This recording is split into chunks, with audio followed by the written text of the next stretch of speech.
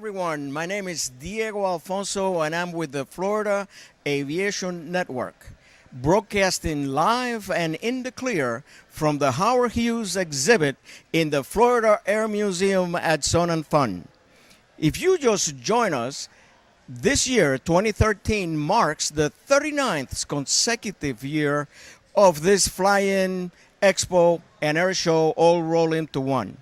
In addition, this event is the number 2 of its class in the world. So if you haven't been here ever, you don't know what you're missing. If you've been here before and you're not here today, you're hurting. So get over here and get together with your fellow pilots and aviation enthusiasts. Now, as a host, of course, my job is to interview aviation personalities and aviation enthusiasts. And today, I happen to have as my next guest the president of a Women of Aviation, Peggy Chabrian. Peggy, Hi. Welcome to the show. Thank you. Thanks for inviting me. And as we were talking before, I just remember, I think we even go back. This happened probably about maybe 8-9 years ago, and we took a picture together at the FAA Safety Center. Oh, yes, I think you're right. A group of all you ladies, Yes. and I was in that mix. Oh, all right. Well, And I have the picture. I have the picture at home still because they sent me the picture. But anyway, what we would like to ask you, first of all, is to tell us what's in the future now for the women in aviation. for the organization? For the organization, Well, yes. we just finished up our 24th annual conference about 2 weeks ago up in Nashville, Tennessee. We had a record turnout, which we were very excited about. But we do a lot of networking and mentoring. We work with, we have chapters all around the world. We have about 78 chapters. And we work with middle school, high school, college-age young ladies and young men Right. to talk about aviation careers. And then we also publish a magazine and do a lot of educational outreach to schools in the areas where the chapters are and with our annual conference. So we're trying to encourage more young ladies to consider learning to fly, whether it's for fun or to go into aviation as a career field, whether it's a pilot or a mechanic, an engineer, dispatcher, any of the careers in aviation. Exactly. Well, one of the things I was telling my previous guest is that I've been noticing like a rate of attrition, so to speak, in the pilot population, and I think it has a lot to do with us not really doing a good marketing job, a PR job, to really get out there and tell ladies and boys alike Yes, that's true. that, hey, being a pilot is a possibility.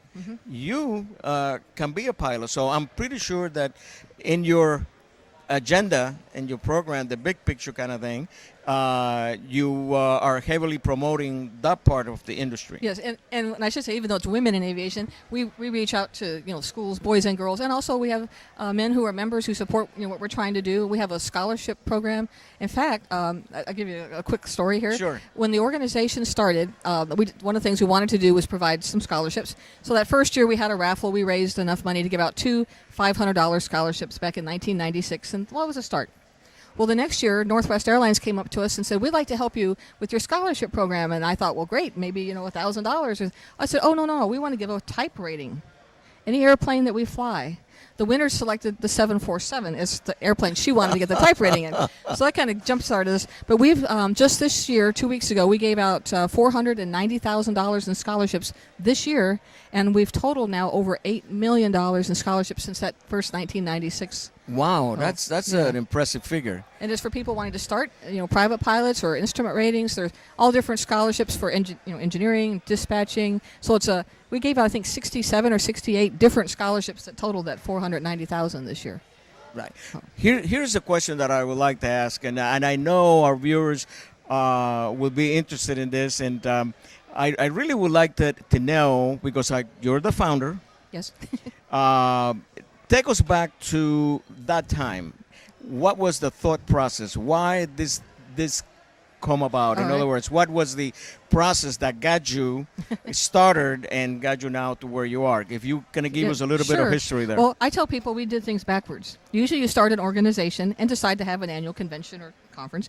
We actually started as a conference back in March of 1990. It was Women's History Month was March, and I was at the time an administrator with Embry-Riddle Aeronautical University on their Prescott, Arizona campus, and had been on the Daytona Beach campus for a few years before that. And there were so few women students. There were maybe 3%, 4%.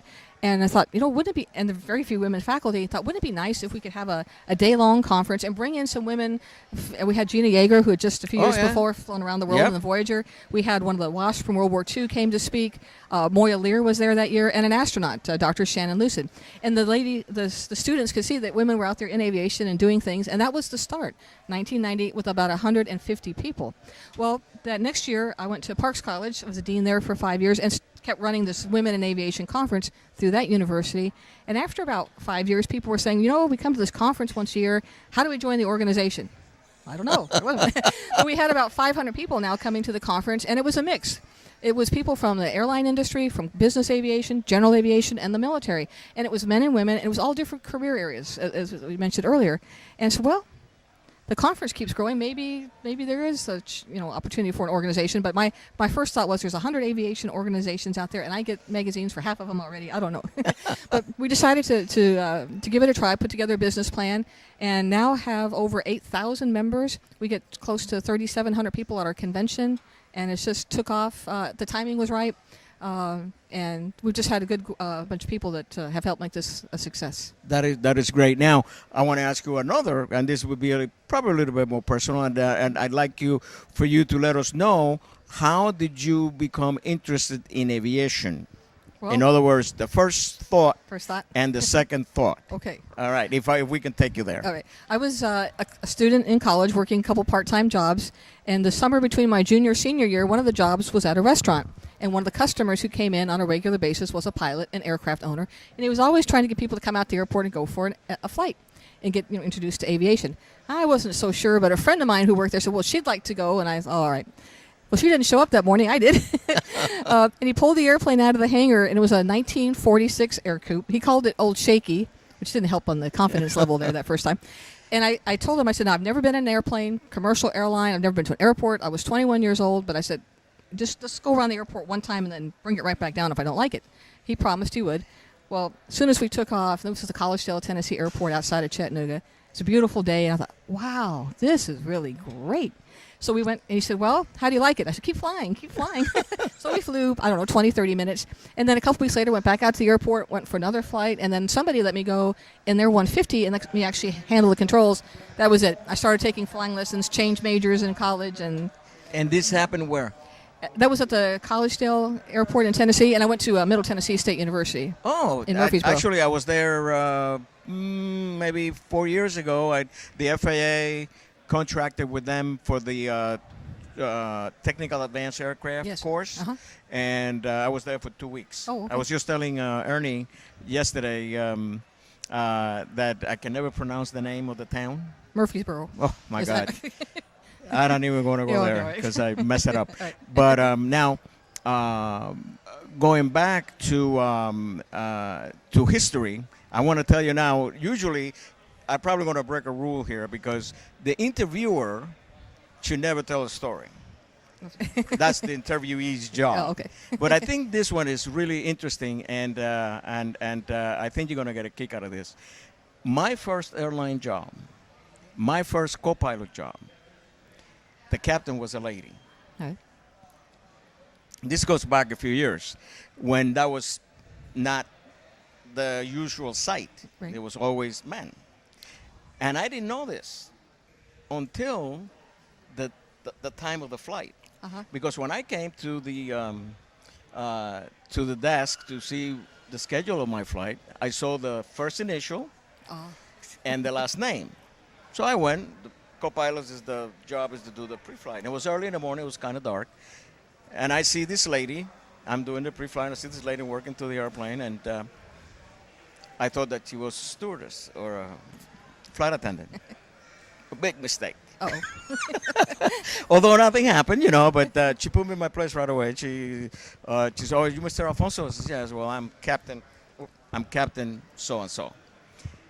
But let me tell you, I flew with her probably over 8 months, 9 months. I learned a whole bunch of stuff because This lady was born at an airport. Her father owned an airport. She was involved in aviation since day one. Uh-huh. And she was just had a world of knowledge about aviation. And she was a very good person on top of that. And she flew, I think she was one of the first old lady crews in a 737 or something like that. You know, there's been different lady crews, Right. first ones like the C-130. C-130. The C-130.